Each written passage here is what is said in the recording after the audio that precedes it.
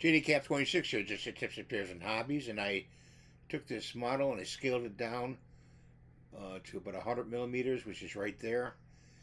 And I also going to give it some support over here, which is right there. It clicked in default because of his tusks. And I made him smaller because of the time factor. So keep watching and you'll see the completed project.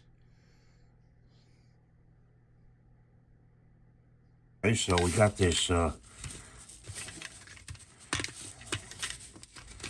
elephant coin bank we made.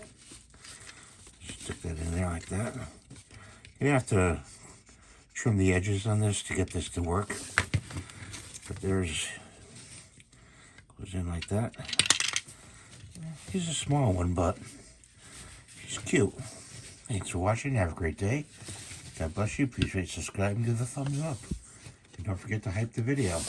Bye for now.